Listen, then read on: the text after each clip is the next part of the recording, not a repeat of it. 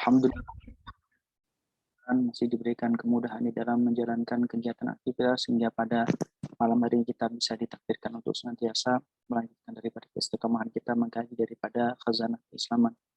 Dalam hal ini adalah kitab fikih dan kitab akhlak, kitab akidah yang dikutip langsung dan diringkas oleh Al-Imam Al-Habib Ahmad bin Zain Al-Habsyi dalam kitab Ar-Risalah Jami'ah wa Tadhkirah. Salawat dan salam semoga senantiasa tercurah kepada baginda Muhammad sallallahu alaihi wasallam yang kita senantiasa bersalawat kepada beliau dan kita mengharapkan mendapatkan syafaat daripada beliau dan menjadi insan-insan yang semakin hari senantiasa mendekatkan diri melalui beliau dan mensertauladahi akhlak terpuji beliau sallallahu alaihi wasallam. Baik para hadirin subhanahu wa ta'ala, kita awali pertemuan pada kesempatan hari ini dengan membaca Fatihah ila hadrat Nabi Muhammad sallallahu alaihi wasallam wa alihi wasallam wa dzurriyyatihi wa ikhwanihi bi muslimin wa alihi wasallam ajma'in wa tabi'an wa tabi'in lahum bi ihsan min jami'il malaikati muqarrabin rabbina rahman Muhammad ajma'in wa lahum min alim darisna sallallahu alaihi wasallam shaykhana murabbir ruhana min ajlina min jizin anta sasuka kan tashkuru bi salafi salihin alladhi ta'allamnahu 'allamnaha min shaykhana وما علمنا وحرفا واحدة خصوصا والدينا اللهم اغفرهما وارحمهما كما ربيانا صغارا وجميعنا ومؤمنات المسلمين والمسلمات الأحياء منهم والأموات وخصوصا الحظ مؤلف هذا الكتاب الرسالة الجامعة وتذكرنا في الإمام الحبيب أحمد بن زين الحبشي وجميع أصوله وفروعهم ومشايخهم ومنتسبين إليهم وجميع سلاسل علومهم ونسبهم ومن ذكر في فتح حكيم dan juga keluarga kita semuanya, kerabat, sahabat, family, saudara-saudara kita, orang yang kita semoga munajat dan doa dalam Fatihah kita, orang kita bantu atau orang yang membantu kepada kita, yang memotivasi, membimbing, mengarahkan, menunjukkan, kita mendoakan kebaikan kepada kita, baik dalam keadaan kita tahu ataupun tidak, dalam keadaan terlihat ataupun tersembunyi.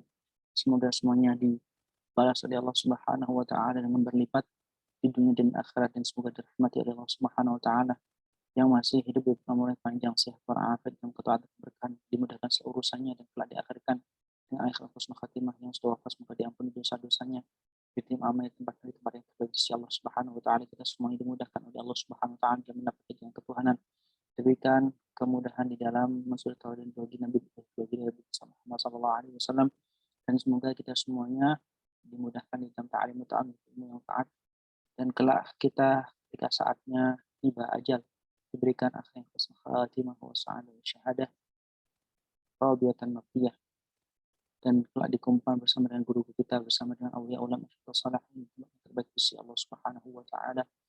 Ala hadhihi wa aqim salihah nawayna wa ta'ala wa nawayna ta'ala wa ta'ala wa tadhakkara wa tadhkir wa naf'a bi fa'ida wa istifada wal haqq ala masuki bi billah wa sunnati rasulih sallallahu alaihi wasallam wa du'a ala huda wa dilala ta'ala fi taghammur bi tabi'un wa alaikum salihah wa ala ma nawayna wa ala ma nabiy sallallahu alaihi wasallam salahun على ما يحب سيدنا محمد صلى الله عليه وسلم وربنا جل كرم سر الفاتحة. أعوذ بالله من الشيطان الرجيم بسم الله الرحمن الرحيم الحمد لله رب العالمين الرحمن الرحيم مالك يوم الدين إياك نعبد وإياك نستعين اهدنا الصراط المستقيم صراط الذين أنعمت عليهم غير المغضوب عليهم ولا الضالين آمين. بسم الله الرحمن الرحيم.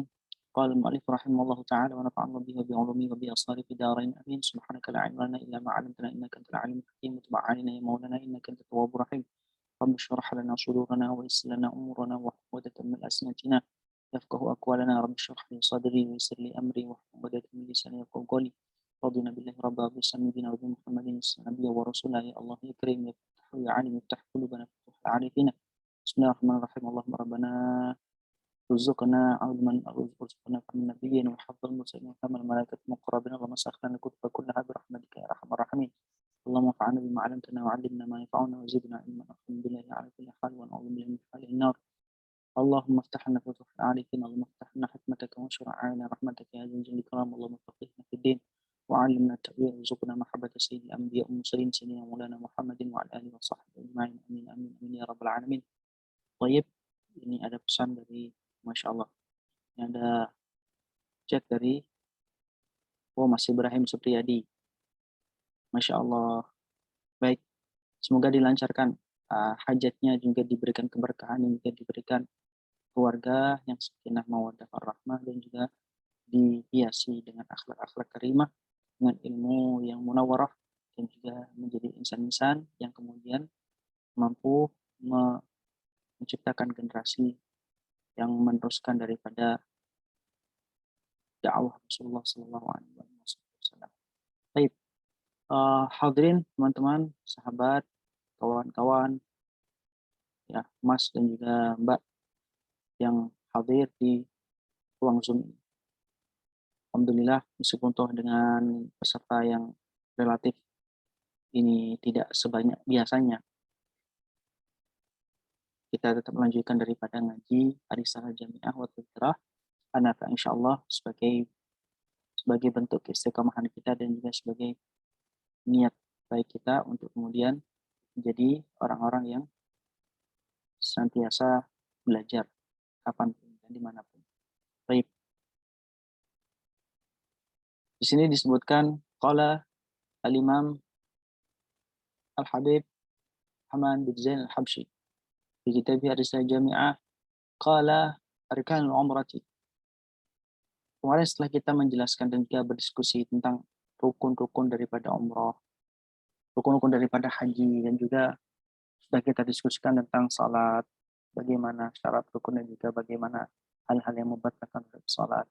Saat itu kita membahas yang berkaitan dengan zakat, apa saja yang wajib dikeluarkan zakatnya, siapa saja yang kemudian berhak menerima zakat, bagaimana syaratnya seorang itu kemudian zakat dan kemudian wajib menjadi seorang muzaki sebagai orang yang berzakat. Kemudian kita juga sudah membahas tentang puasa. Puasa itu syaratnya apa, rukunnya apa yang disunahkan, apa yang membatalkan, dan juga apa yang diwajibkan di dalam puasa, dan juga apa yang dilakukan oleh orang yang kemudian tidak mampu melakukan puasa, bagaimana cara qadha dan juga cara untuk membayar daripada dam ataupun denda apabila melanggar daripada puasa, hal-hal yang dilarang di dalam puasa. Baik. Sekarang kita membahas rukun daripada umrah. Qala al-mu'allif rahimahullahu taala arkanul umrati, rukun-rukun daripada umrah. Para hadirin, semoga suara saya bisa terdengar dengan baik dan juga tidak terputus-putus alias lancar. Kalau nanti suaranya tidak jelas, mohon diingatkan sehingga tetap berjalan kegiatan ta'alim wa ta'alum ini dengan baik dan juga dapat tersampaikan dengan sempurna. Arkanul umrati. Wa arkanul umrati arkanul haji ilal wuqufa falaysa minha. Kemarin dijelaskan bahwasanya rukun-rukun haji itu adalah dimulai dengan melakukan niatul ihram dari miqat. Kemudian setelah itu dilanjutkan dengan melakukan yang namanya tawaf sebanyak 7 kali. Setelah itu kemudian melakukan yang namanya sebelum tawaf ada namanya Arafah. Itu adalah melakukan wukuf di Arafah. Kemudian setelah itu tawaf atau tawaf ifadah atau fardu. Kemudian dilanjutkan dengan sa'i baina Safa wal Marwah 7 putaran. Kemudian dilanjutkan dengan yang namanya tahallul. Dengan tahallul. Jadi ada rukun-rukun yang rukun haji. Nah, rukun haji sama rukun umroh itu sama. Hanya bedanya kalau dalam haji itu tidak ada yang namanya wukuf di Arafah. Kalau di dalam umroh tidak ada wukuf di Arafah. Kalau haji ada, kalau di dalam umroh tidak ada wukuf di Arafah. Warkanul umrati, rukun daripada umroh, arkanul haji adalah rukun haji pula, kecuali wukuf. Karena wukuf itu adalah rukun haji saja. Falaysa minha, maka bukan termasuk daripada rukun umrah. Wajibul tawaf, di dalam tawaf dalam umrah alias tawaf wajib, tawaf fardu. Yang diwajibkan ketika tawaf itu yang pertama adalah satrul aurati, menutup daripada aurat orang yang melakukan tawaf. Kemudian wa taharatu, melakukan taharah minal hadatsaini wa minan najasati, bersuci daripada dua hadas. Ai hadatsul asghar wa hadats akbar. Itu adalah hadas besar dan juga hadas kecil. Najasati, dan juga bersuci daripada najis, baik najis mukhaffafah, mutawassithah ataupun mughalladhah. Kemudian yang ketiga wa yakuna sab'atu tawfatin, dilakukan sebanyak 7 kali tawafan di masjid, di dalam area Masjidil Haram maksud. Wal baitu an yasarihi, sedangkan Baitullah maksudnya adalah Ka'bah ya, yang menjadi kiblat daripada umat muslim seluruh dunia. Baitullah an yasarihi berada di arah kiri daripada orang yang melakukan tawaf. Artinya dia menjadikan Ka'bah berada di sebelah kiri daripada dia. Dan kemudian dia berjalan melawan arah jarum jam. Ini arah jarum jam yang Indonesia maksudnya ya. Jam melawan arah. Jadi kemudian putar dimulai daripada Hajar Aswad atau rukun Hajar Aswad, situ dihitung pertama kali. Ada niat diawali dengan mengatakan Bismillah ya Allahu Akbar. Bismillah Allahu Akbar dengan mengisyaratkan pada mulut kita seolah-olah itu memberikan isyarat kepada yang namanya Hajar Aswad. Bismillah ya Allahu Akbar. Bismillah ya Allahu Akbar. Nah, seolah-olah mengusap Hajar Aswad kemudian menempelkan Hajar Aswad tersebut pada mulut kita. Bismillah ya Allahu Akbar.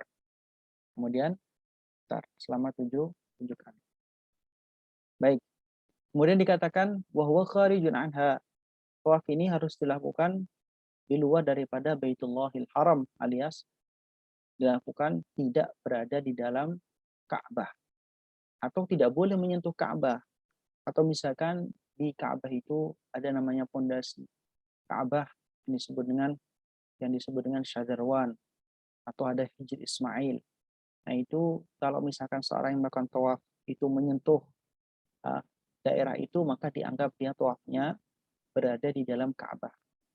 Dan itu tidak sah, karena tawaf itu adalah mengelilingi Ka'bah, area luar daripada Ka'bah, bukan berada di dalam Ka'bah.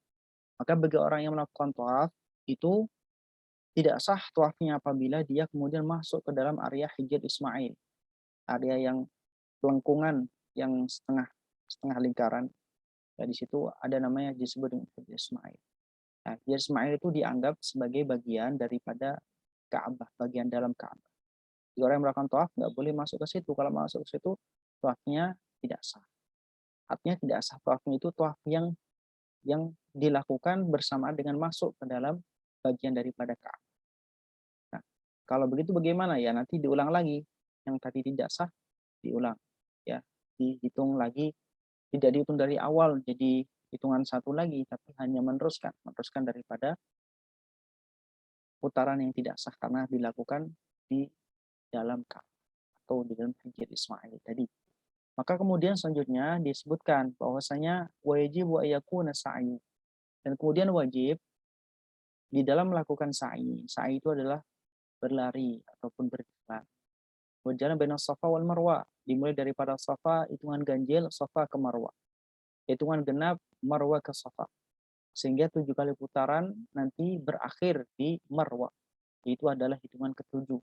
Nah, disitulah diwajibkan sebanyak 7 kali. 7 kali Safa Marwah, Marwah Safa, Safa Marwah, Marwah Safa, Safa Marwah, Safa Marwah, Marwah Safa.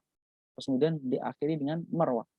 Disitulah kemudian di ujung kemudian melakukan yang namanya tahallul. Ya, ketika sudah sampai Marwah pada putaran ke-7, kemudian dilakukan yang namanya tahallul. Tahallul artinya apa? Mencukur daripada rambut sebagai bentuk daripada selesai tuntasnya proses daripada ibadah umrah. Wa ba'da tawafin, sa'i itu juga harus dilakukan selain 7 kali putaran Safa Marwah, juga harus dilakukan setelah melakukan tawaf. Jadi nggak boleh sa'i itu dilakukan sebelum melakukan tawaf. Tawaf dulu baru kemudian sa'i. Kemudian selanjutnya wa yabda bis Safa. Ketika melakukan sa'i itu diawali dengan Safa. Karena Allah Subhanahu wa taala menyebutkan dalam ayat Al-Qur'an Karim, "Inna Safa wal Marwata min sya'airillah. Faman hajjal baita aw i'tamara fala junaha 'alaihi ay yatawwafa bihima.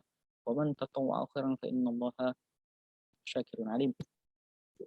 Disebutkan bahwasanya dalam Al-Quran yang dilakukan adalah Safa wal Marwah. Maka ketika di awal daripada sa'i ini itu biasanya sebagaimana di dalam doa-doa yang di-share oleh Kementerian Agama yang biasa digunakan untuk bimbingan ibadah haji, biasanya sebelum melakukan ibadah sa'i itu kemudian berada di Bukit Safa. Nah, kalau sekarang Bukit Safa tidak ada, sudah diganti dengan gedung. Jadi sekarang itu sudah gedung, ada 1, 2, 3, 4 lantai. Ada 4 lantai. Nah, di situ kemudian berdoa di Safa. Safa berdoa menghadap ke arah kiblat, kemudian sembari mengangkat tangan menghadap ke arah kiblat, Kemudian berdoa, nawaitu as-sa'ya. Kemudian abda'u bima bada Allah bihi. Inna safa wal marwata min sya'airillah faman hajjal baita wa atamara fala junaha alaihi tawaf. Dan seterusnya, kemudian baru dilakukan yang namanya prosesi daripada sa'i itu. Kemudian setelah itu diakhiri di putaran yang ketujuh, alias di bagian yang ketujuh dari bersa'i itu adalah dari Safa ke Marwah. Jadi puncak ataupun akhir daripada sa'i itu adalah di Marwah. Nah, kegiatan ibadah haji dan ibadah umroh itu sebenarnya ibadah yang lebih banyak, ya, lebih banyak itu berkaitan dengan badan, berkaitan dengan apa? Dengan jasad kita, dengan kegiatan yang sifatnya fisik. Ya, maka ibadah haji ini memenuhi kualifikasi daripada rukun-rukunnya, begitu pula umroh, maka sudah sah. Nah, ini adalah ibadah haji dan ibadah umroh. Ibadah umroh dan ibadah haji ibadah yang sederhana dan mudah untuk dipraktekkan. Maka tidak heran jamaah-jamaah yang berkesempatan untuk menuju ke Makkahul Mukarramah biasanya memanfaatkan kesempatan itu dengan tidak membuang waktu untuk tidak melakukan umroh, alias justru memperbanyak melakukan umroh. Sehari bisa 2 kali, 3 kali, 4 kali, tergantung daripada kemampuan masing-masing individu. Baik, ini adalah terkait dengan umroh. Kemudian selanjutnya wajibatul haji, hal-hal yang diwajibkan dalam haji. Nah, hal-hal yang diwajibkan dalam haji apa saja? Qala al-Imam Al-Habib Ahmad bin Zain Al-Habsyi, wajibatul haji. Wajibatul haji, kewajiban haji itu adalah yang pertama al-ihramu minan miqat. Itu adalah ihram dari miqat. Artinya apa? Dia mengawali niat untuk melakukan yang namanya ihram dari miqatnya. Miqat ini bergantung daripada dari mana dia melakukan kegiatan ataupun dari mana dia itu arahnya menuju ke Makkah Mukarramah. Sehingga miqat ini macam-macam, beda-beda. Tapi kalau ibadah haji misalkan dia dari Madinah Munawwarah menuju ke arah Makkah, maka miqat miqat makaninya yaitu adalah Dzulhulaifah ataupun dengan bahasa lain adalah Abar Ali. Jadi Dzulhulaifah, Bir Ali sama Abar Ali itu adalah sama. Kemudian kalau misalkan dia adalah orang yang berada di Makkahul Mukarramah, ada di dalam Makkahul Mukarramah, mikotnya dari mana? Ya mikotnya itu adalah daripada tempat terdekat daripada tanah haram, bisa di Tanah Ain, bisa juga di Ji'ranah atau bisa di Hudaybiyah. Nah, kalau misalkan langsung dari Indonesia berangkat naik pesawat, kemudian langsung turun di Jeddah King Abdul Aziz, maka dari mana mikotnya? Mikotnya itu ada dari Yalamlam. Yalamlam ini di atas laut. Maka kemudian ada fatwa daripada Lajnah Daimah alias MUI-nya Arab Saudi bahwasanya orang yang berangkat dari arah yang sejajar Indonesia Yaman maka boleh melakukan ihram dari bandara Jeddah King Abdul Aziz. Ala kulli hal mengikuti pendapat siapa yang penting ada contoh lainnya maka boleh saja. Kalau lebih berhati-hati ya sebelum daripada sampai di King Abdul Aziz atau bahkan ketika di asrama haji di Indonesia, entah asrama haji di Pondok Gede kalau di Indonesia atau dari Bandara Soekarno-Hatta ke orang Jakarta atau Bandara Juanda kalau Surabaya dan lain sebagainya, ini sudah memakai pakaian ihram. Itu kalau misalnya mau hati-hati apabila memang langsung menuju ke Jeddah ataupun uh, menuju ke langsung ke arah tempat di mana dilakukan proses ibadah haji itu adalah arah Mekah. Ini berbeda bagi orang yang kemudian ke Madinah dulu baru kemudian ke Mekah. Kemudian dikatakan wajib haji selanjutnya adalah al-mabit di Muzdalifah. Mabit di Muzdalifah. Lailatul Nahri pada malam daripada 10 Dzulhijjah. Lailatul Nahri maksudnya adalah malam Idul Adha.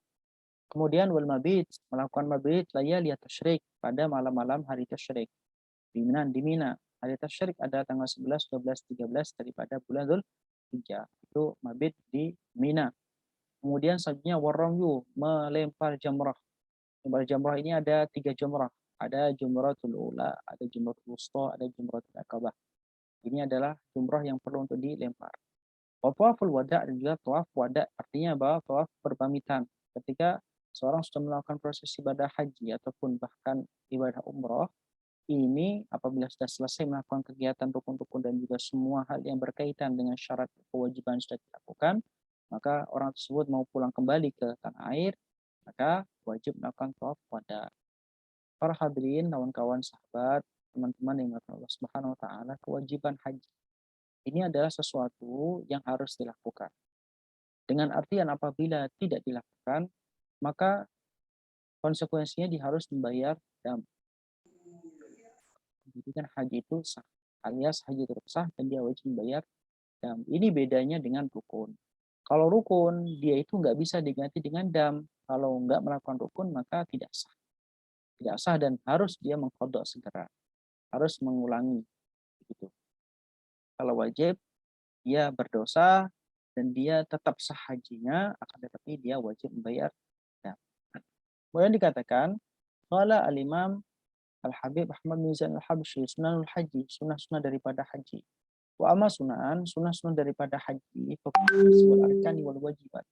Apa selain daripada rukun dan juga kewajiban, itu adalah bagian daripada sunan, bagian daripada kesunahan haji. Dan di sini dikatakan, faman taraka rukunan lam yasihha hajjuhu. Siapa yang meninggalkan terhadap rukun daripada rukun-rukun haji, maka hajinya tidak sah. Hajinya tidak sah. Wala yahlu min ihramihi hatta ya'tiya bihi. Tidak boleh dia kemudian melakukan ihramnya, menyempurnakan ihramnya hatta ya'tiya bihi, hingga dia itu melakukan rukun yang ditinggal tadi. Jadi konsepnya kalau rukun yang ditinggal maka segera melakukan rukun yang ditinggal tadi sebelum melakukan rukun-rukun selanjutnya. Wala yajburuhu damun, tidak bisa diganti dengan menggunakan denda, wala ghairuhu, dan juga hal yang lain. Dan bisa diganti dengan misalkan bersedekah. Ini adalah rukun. Wala thalathatu min arkan, tiga hal daripada rukun-rukun, atau futuhu madama hayyan. Tiga daripada rukun-rukun itu tidak gugur selama dia masih hidup. Wa ya tawaf, wasa'yu, wal halqu. Itu adalah rukun yang berupa tawaf. Tawaf maksudnya tawaf ifadah, tawaf fardu, mengitari Ka'bah 7 kali. Wasa'yu, sa'i maksudnya adalah berjalan baina Safa wal Marwah. Kemudian al-halqu, memotong terhadap rambut, alias halun. Tiga rukun ini kalau tidak dilakukan, maka selamanya menjadi tanggungan daripada seseorang. Kalau orang sudah melakukan haji tapi tidak melakukan tiga rukun ini, maka itu menjadi tanggungan seumur hidup. Selama dia hidup, maka dia wajib untuk kemudian segera menambal ataupun menggantinya. Artinya kalau orang itu hajinya tidak sah sekali, maka dia punya tanggung jawab untuk melakukan haji lagi karena dia masih belum gugur kewajiban. Maka dikatakan wa man taraka syai'an minal wajibat, selanjutnya apabila seseorang itu meninggalkan daripada kewajiban-kewajiban haji, maka konsekuensinya hajinya tetap sah, sah hajuhu, hajinya tetap sah. Walazimahu daman, akan tapi dia wajib membayar dan alaihi ithmun, dan dia berdosa illam yu'dzar, apabila tidak memiliki alasan yang dapat diterima syariat. Wa man taraka syai'an min sunan, kalau orang meninggalkan daripada sunnah-sunnahnya haji, fala syai'a alaih, maka tidak ada konsekuensi apapun. Artinya dia tidak berdosa namun juga tidak mendapatkan pahala. Walakin tafutuhu al-fadilah. Tapi sayangnya dia apabila dia tidak melakukan sunnah alias meninggalkan sunnah, maka dia kehilangan keutamaan. Dan ini sayang sekali, apalagi kita misalkan sebagai warga negara yang jauh daripada Ka'bah, yang ketika ke sana itu ya musim-musiman, tidak setiap saat. Ya, kalau ada rezeki, ada kesempatan baru ke sana. Kalau misalkan meninggalkan daripada kesunahan ya sayang betul. Karena itu adalah kesempatan yang mungkin bisa jadi tidak bisa berulang. Ataupun toh kalau itu berulang itu tidak bisa sesering orang yang tinggal di tanah haram ataupun tinggal di tempat yang dekat dengan Masjidil Haram. Baik. Kemudian selanjutnya muharramatul ihram.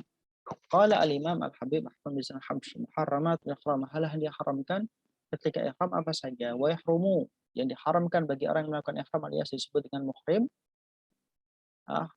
Muharramat adalah yang dilarang, muhrim adalah orang yang melakukan ihram. Wa yahrumu, dan haram satu ra'sir rajul, bagi muhrim alias orang yang melakukan ihram yang laki-laki itu menutup kepalanya, memakai topi misalkan nggak boleh, pakai kopiah nggak boleh.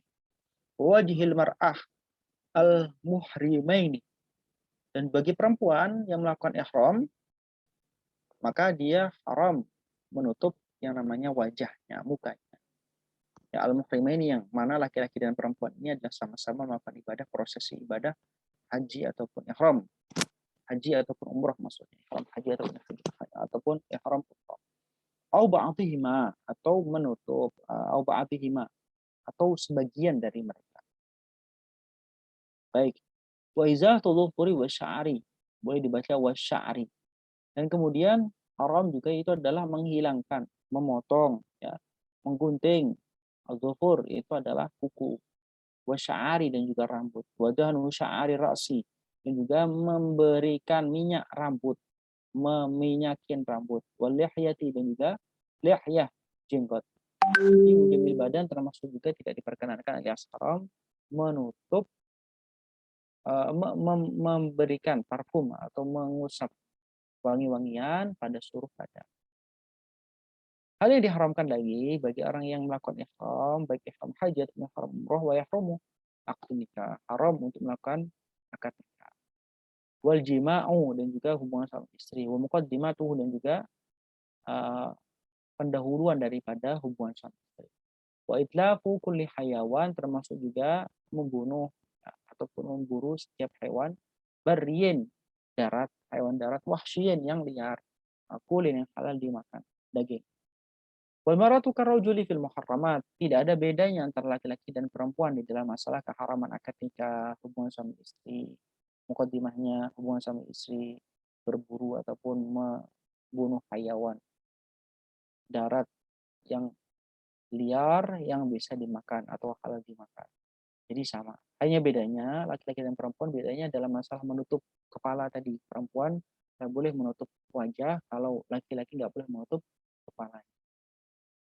Baik, wallahu wa rasuluhu ta'ala alam bisawab. Hifdzul qalbi minal ma'asi, insyaallah kita lanjutkan di pertemuan selanjutnya. Apabila ada yang mau didiskusikan atau mungkin barangkali ada yang ditanyakan, bisa ditanyakan dengan senang hati. Apabila ada yang mau mengoreksi, bisa dengan lapang dan diterima dengan baik. Baik, silahkan barangkali ada yang mau bertanya daripada para hadirin.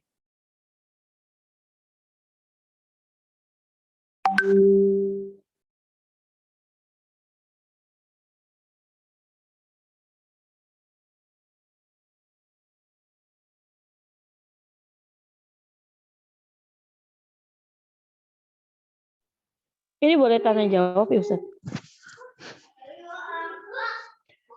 Suaranya nggak ada Ustaz. Suara. Oh, udah. Boleh nanya, ayo. Boleh bertanya Ustaz? Sama-sama pertanyaannya.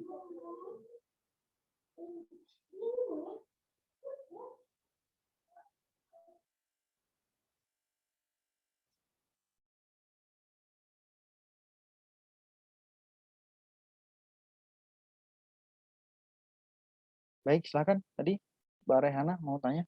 Nggak jadi. Iya. Oh, jadi maaf Ustaz, mau nanya. Ini jadi dilema ya, saya jawab pertanyaan dari ibu-ibu. Jadi ada ibu-ibu yang nanya, kan kalau misalnya sholat itu kan perempuan kan nggak boleh yang namanya pakai cadar ataupun ketika ihram. Tapi pas masa pandemi nih, mereka kan bilang kalau misalnya ada aja lah masjid yang melaksanakan jamaah atau musola yang melaksanakan jamaah. Terus mereka memakai masker. Apakah maskernya itu tetap boleh dipakai ketika sholat atau memang harus dibuka gitu? Kan kalau misalnya sholat kan ya nggak boleh kita menutup muka. Tapi kalau misalnya darurat kan ibarat kata pas masa pandemi ini kan menjadi darurat. Nah itu bagaimana? Perlu digaris.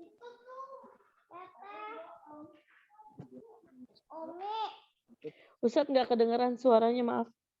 Dan juga mulut. Baik, itu yang perlu garis tahu. Kemudian yang kedua, bahwasanya ketika seseorang itu melakukan salat,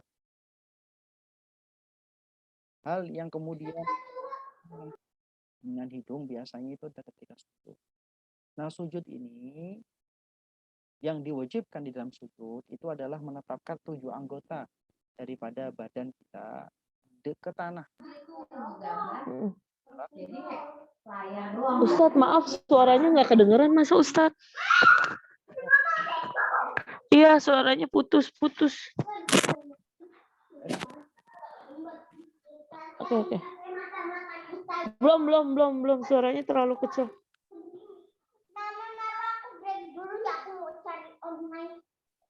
Belum ada suaranya.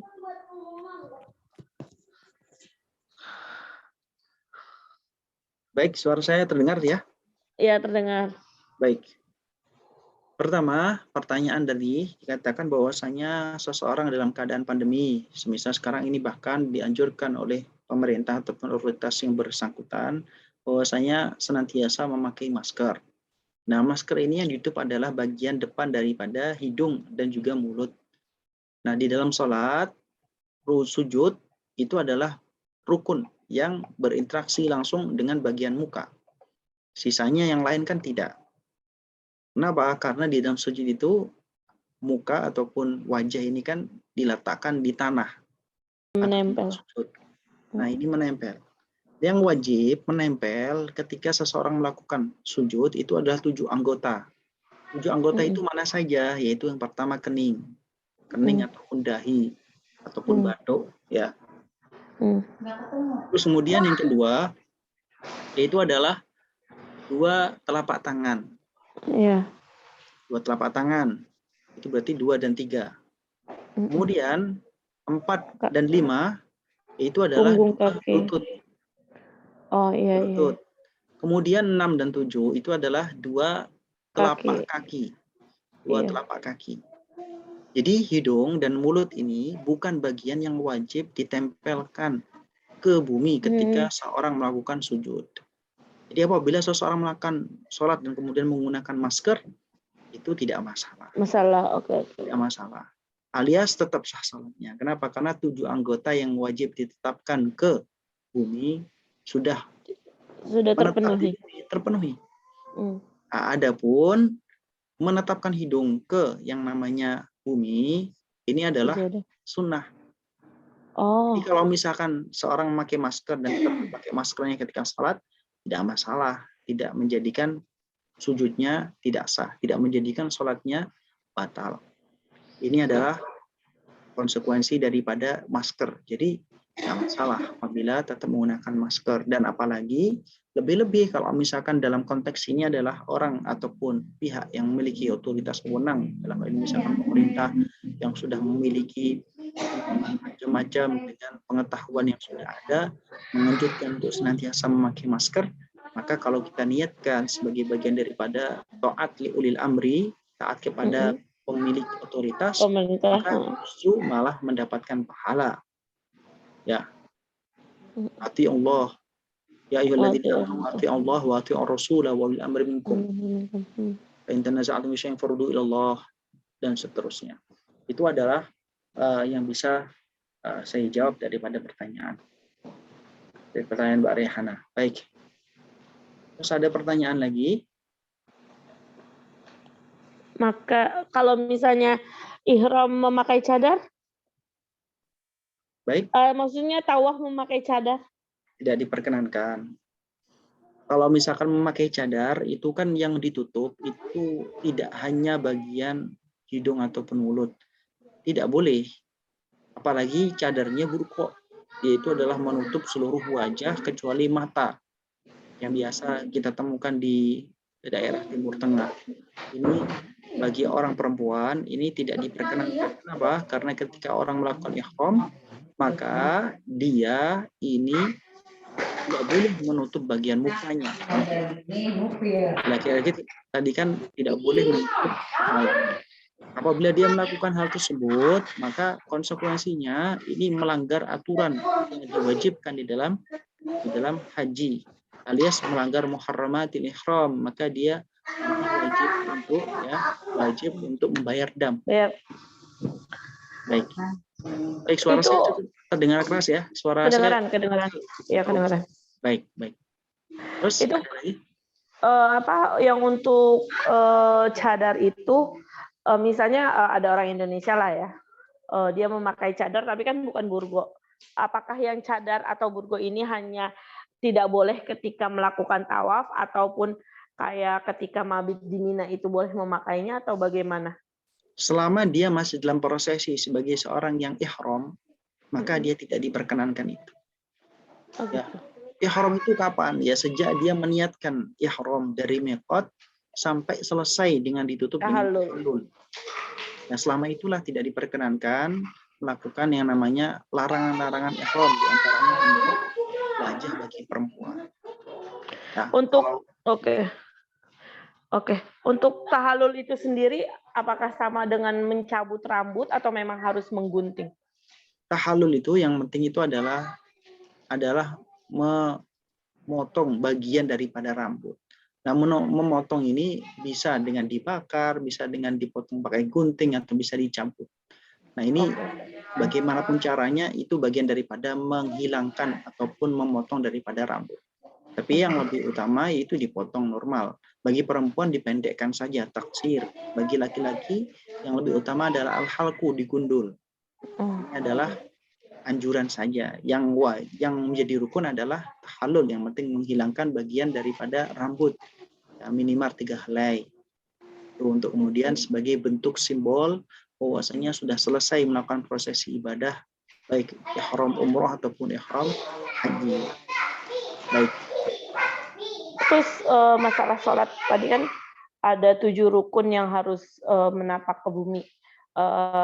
Yang nomor 3-4-nya adalah telapak tangan. Cuman kan kadang kita suka melihat gitu, ada aja yang terhalang oleh mukena, kan maksudnya kalau yang saya pelajarin kan menapaknya itu bukan di tempat yang bergerak ya, maksudnya misalnya sejadah nggak bergerak kemana-mana, tetap di situ. Cuman misalnya telapak tangannya itu menyentuh mukena, apakah itu masih diperbolehkan, masih dianggap menapak ke bumi atau tidak, atau bagaimana? 7 anggota yang wajib menempel daripada saat seorang musolli melakukan salat ketika sujud itu, ini adalah bagian daripada 7 anggota ini, tidak semuanya. Jadi kalau misalkan tangan itu masih ada yang nempel di tanah ataupun tempat sujud, maka tidak harus semua tangan, tidak harus semua kening, tidak harus semua lutut. Walaupun misalnya tangannya itu terhalang oleh mukenanya sendiri, yang maksudnya kan mukena itu kan bergerak-gerak gitu. Kalau misalkan terhalang sama mukena dan nggak ada yang nempel sama sekali di tanah ataupun di tempat dia sujud, maka nggak sah. Sebab dia terhalang dengan sesuatu yang ikut bergerak dengan dianya bergerak. Dengan dia bergerak, sesuatu itu ikut bergerak. Maka nggak boleh. Beda dengan sajadah. Sajadah itu dihukumi munfasil. Berpisah dari dia. Maka ketika dia di sajadah, nggak masalah karena saya tidak ikut bergerak dengan bergeraknya dia. Tapi kalau sebagian tadi nggak ada masalah ya? Seandainya kita sebagai manusia ini bisa kemudian sujud dengan bagian kecil 1 jarum daripada 7 anggota yang wajib nempel di bumi ini, maka itu tetap sah. Oke. Berarti walaupun sedikit tetap dikatakan sah. Betul. Baik, Ustaz. Baik. Kemudian ada pertanyaan dari Mas Mario Elvandu. Jika pada masa pandemi seperti sekarang, apakah perempuan boleh berihram dengan memakai masker? Baik. Ini langsung to the point saja ya Mas Elvandu. Bahwasanya masker itu adalah menutup bagian daripada hidung dan juga mulut. Dan ini adalah tidak masalah, bukan menutup muka, dia menutup bagian mulut dan juga bagian hidung. Akan tetapi kalau maskernya lebar kemudian menutup sebagian besar daripada muka, nah ini masuk dalam kategori orang yang menutup muka. Bagi laki-laki tidak masalah, bagi perempuan ini bermasalah karena perempuan tidak boleh menutup mukanya. Akan tetapi kalau misalnya maskernya normal seperti yang digunakan oleh ya kebanyakan daripada kita, ya masker itu tidak lebih lebar daripada, maksudnya jangkauannya tidak menutup bagian besar daripada muka, hanya sebagian yang tidak lebih daripada separuh muka tertutup oleh masker. Nah, ini tidak masalah, ya tidak masalah. Jadi memakai masker itu tidak menjadikan melanggar daripada muharramatil ihram bagi perempuan. Nah, akan lebih baik kalau tidak menggunakan masker apabila dalam keadaan normal. Kalau sekarang keadaannya tidak normal, pandemi dan lain sebagainya, dan pertimbangan kesehatan, ya lebih baik pakai masker. Sebab itu untuk kepentingan dan kemaslahatan daripada yang bersangkutan dan juga demi untuk kemaslahatan bersama. Jadi tasarruful imam ala ra'ayati manutun bil maslahah. Ini adalah kebijaksanaan atau kebijakan daripada seorang pemimpin itu dilandaskan kepada kemaslahatan bagi rakyat yang dipimpin. Begitu pula kewajiban memakai masker ini demi kemaslahatan daripada orang yang bersangkutan dan juga untuk menjaga kemaslahatan bersama. Tidak masalah. Wallahu wa rasuluhu a'lam bishawab. Baik. Sekian, ada lagi yang ditanyakan? Mungkin ada yang ketinggalan daripada apa yang ditanyakan untuk dijawab. Baik, tidak ada ya? Alhamdulillah, kalau tidak ada, mari kita tutup bersama-sama pertemuan pada kesempatan malam hari ini dengan membaca Alhamdulillah dan doa kafaratul majlis bersama-sama. Alhamdulillahirabbil alamin, subhanakallahumma wa bihamdik, asyhadu an la ilaha illa anta, astaghfiruka wa atubu ilaik. Mohon maaf atas segala khilaf ucap, sikap ataupun sifat. Semoga kita senantiasa diberikan ilmu manfaat dan juga diampuni oleh Allah Subhanahu wa taala segala kesalahan. Hadanallahu iyyakum ila siratal mustaqim. Ila ma yuhibbu wa yardah. Wassalamualaikum warahmatullahi wabarakatuh. Assalamualaikum warahmatullahi wabarakatuh.